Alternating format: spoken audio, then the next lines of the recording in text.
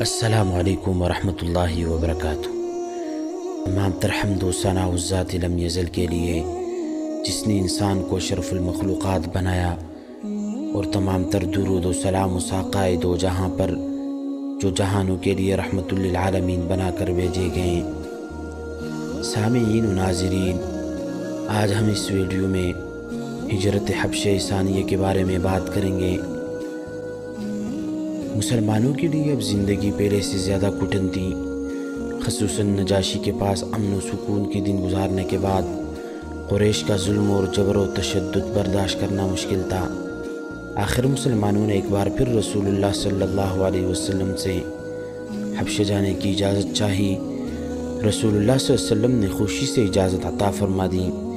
سابق مہاجرین کے ساتھ اور بھی بہت سے مسلمان اس قافلے میں شامل ہو گئے، اور مہاجرین کی تعداد 88 مردوں اور 19 خواتین تک پہنچ گئیں، جن میں ابو عبیدہ بن جراح، عبداللہ بن مسعود، فر بن ابی طالب، مقداد بن اسود، شرحبیل بن عبداللہ، سکران بن عامر، ان کے اہلیہ سودہ بنت زمعہ نمایاں تھیں۔ حبیبہ بنت ابی سفیان بھی اپنے شوہر عبید اللہ بن جحش سمیت قافلے میں تھے۔ حضرت جعفر رضی اللہ عنہ کو ان کا امیر مقرر کیا گیا۔ تاہم حبشہ کی ہجرت اولیٰ میں شامل چند ہستیاں مثلاً حضرت رقیہ، حضرت عثمان بن عفان اور حضرت عثمان بن مظعون رضی اللہ عنہم وغیرہ اس بار قافلے میں شامل نہ ہوئے، بلکہ مکہ میں کفار کے مظالم کا سامنا کرتے رہے۔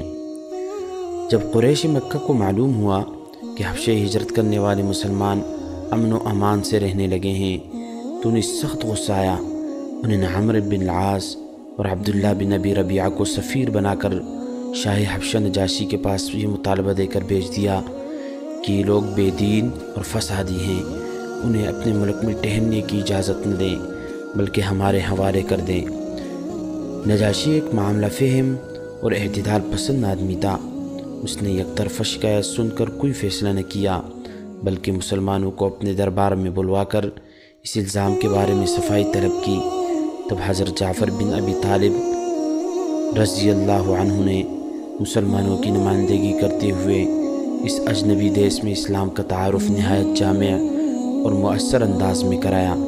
وہ فرمایا، اے بادشاہ، ہم پہلے جاہل تھے، بتوں کے پجاری تھے، مردار کہتے تھے، فحاشی، بد اخلاقی اور رشتہ داروں سے بدسلوکی کی عادی تھے۔ ہم میں سے جو طاقتور ہوتا وہ کمزور کو ہڑپ کر جاتا۔ تب اللہ نے ہمارے درمیان ایک رسول بھیجا جو ہمارے خاندان سے ہیں۔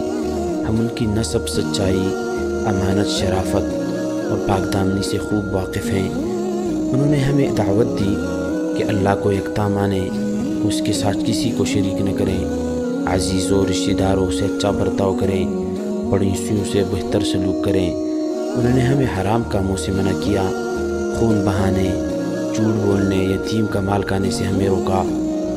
جب ہم نے یہ سنا تو ان پر ایمان لے آئے۔ ان باتوں پر عمل کرنے کی وجہ سے ہماری قوم ہمارے پیچھے پڑ گئی اور ہم پر ظلم کے پہاڑ توڑے۔ ہم مجبور ہو کر آپ کے ملک میں اس امید پر آئیں کہ ہاں ہم پر ظلم نہ ہوگا۔ نجاشی نے یہ سن کر جو کچھ وہ نبی لائے ہیں اس میں سے تمہیں کچھ یاد ہے تو سناؤ۔ حضرت جعفر رضی اللہ عنہ نے سورہ مریم کی ابتدائی آیات پڑھ کر سنائی۔ نجاشی اور اس کے دربار میں موجود پادری یہ سن کر اتنا روئے کہ ان کی داڑھیاں آنسوں سے تر ہو گئیں۔ نجاشی بولا، یہ کلام اور موسیٰ علیہ الصلوۃ والسلام کا لایا ہوا کلام ایک ہی محراب سے نکلے ہیں۔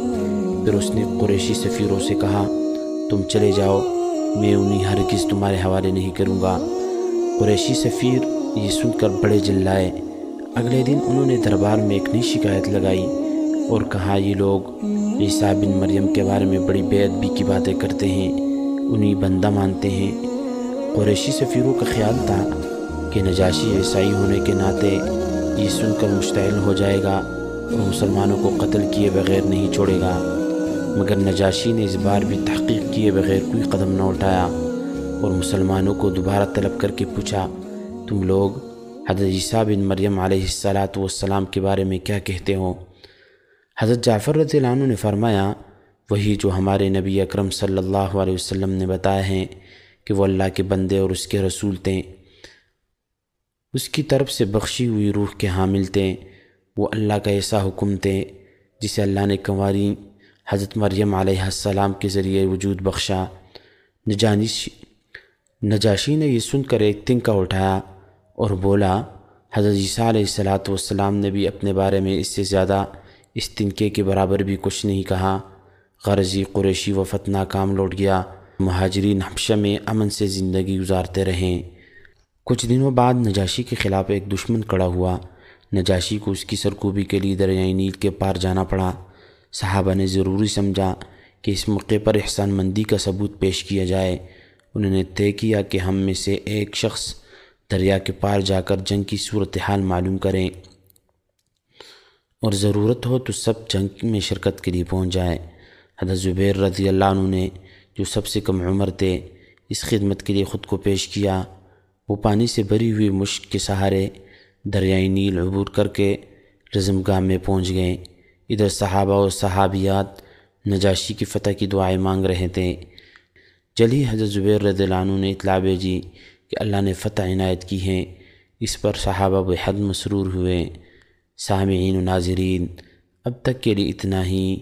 مزید جاننے کے لیے چینل کو لازمی سبسکرائب کریں اور ویڈیو کو دوستوں کے ساتھ لازمی شیئر کریں۔